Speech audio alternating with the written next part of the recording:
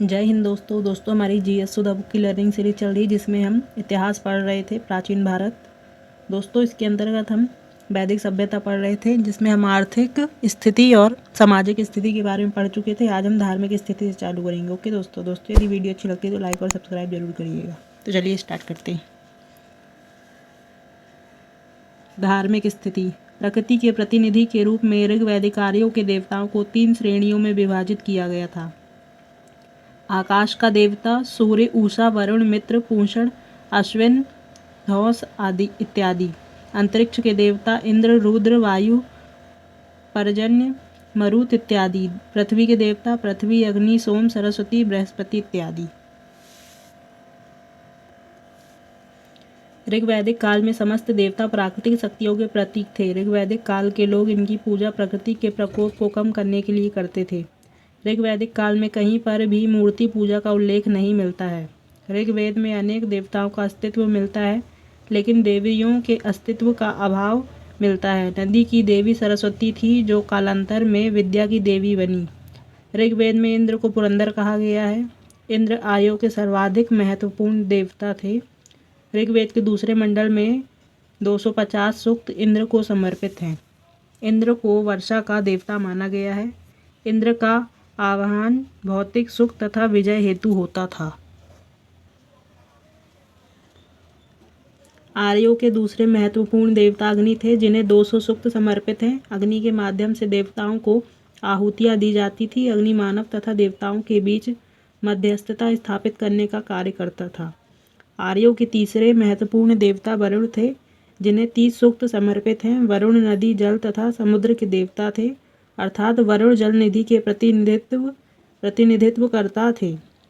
वरुण को ऋतस्य गोपा भी कहा गया है। वरुण प्राकृतिक घटनाओं तथा ऋत नैतिक व्यवस्था का संयोजक था।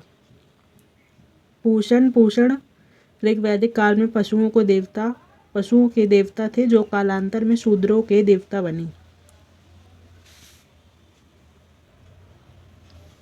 सोम पेय पदार्थ के देवता थे। ऋग्वेद का 9वां मंडल सोम देवता को समर्पित है। दोस्तों ये क्वेश्चन पूछा जाता है पेपर में।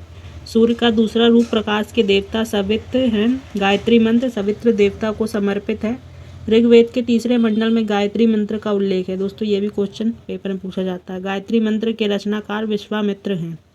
दोस्तों हम उत्तर वैदिक काल पढ़ेंगे जो 1000 से लेकर 600 ईसा पूर्व से चालू है। ओके दोस्तों तो चलिए स्टार्ट करते हैं। उत्तर वैदिक काल के अध्ययन हेतु सबसे महत्वपूर्ण स्रोतों में प्रमुखतः यजुर्वेद, सामवेद, अथर्ववेद, ब्राह्मण ग्रंथ, आरण्यक तथा उपनिषद हैं। इन सभी की रचनाएं इसी काल में हुई थी। उत्तर वैदिक काल के अध्ययन हेतु चित्र, धूसर, मृदभांड भी एक महत्वपूर्ण साक्ष्य है। उत्तर वैदिक काल में धर्म, दर्शन, नीति, आचार, विचार इत्यादि की प्रधान रूपरेखा सुनिश्चित तथा सुस्पष्ट हो गई थी। भौगोलिक विस्तार। उत्तर वैदिक काल में आर्य सभ्यता के लोगों का प्रमुख केंद्र मध्य देश था जो सरस्वती नदी से गंगा यमुना नदियों के दोआब क्षेत्र तक विस्तृत था। उत्तर वैदिक काल के अंतिम चरण में आर्य सदानीरा, आधुनिक नाम गंडक नदी तक विस्तृत हो गए थे। उत्तर वैदिक काल के अंतिम चरण में आर्य लोग कौशल, विदेह तथा अंग राज्यों से परिचित हो गए थे। यजुर्वेद के शतपथ ब्राह्मण में उत्तर वैदिक कालीन नदियों रेवा, नर्मदा तथा सदानीरा गंडक का उल्लेख मिलता है। उत्तर वैदिक कालीन ग्रंथों में त्रिककूद नामक एक पर्वत श्रृंखला का विवरण मिलता है। राजनीतिक स्थिति।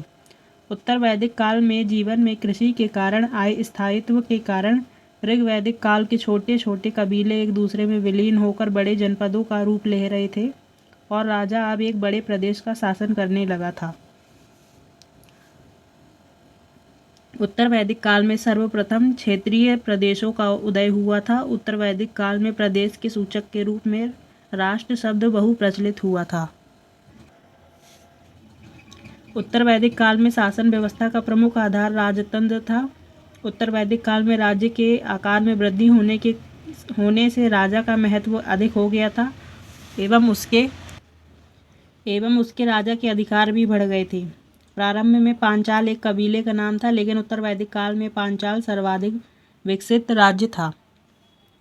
उत्तर वैदिक काल में सभा एवं समिति आदि प्रतिनिधि संस्थाओं का वर्चस्व कम हो गया था। इस काल में सभा एवं समिति अपने अपने स्थान पर बनी तो रहीं, लेकिन इन दोनों संस्थाओं का स्वरूप परिवर्तित हो गया था। उत्तर वैदिक काल में विदग्ध संसदा का उल्लेख कहीं पर भी नहीं मिलता है।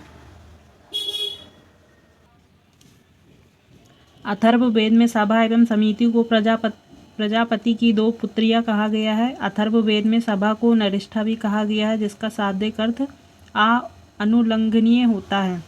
ऋग्वेद के ऐतरेय ब्राह्मण में राजा की देवी उत्पत्ति का सिद्धांत मिलता है।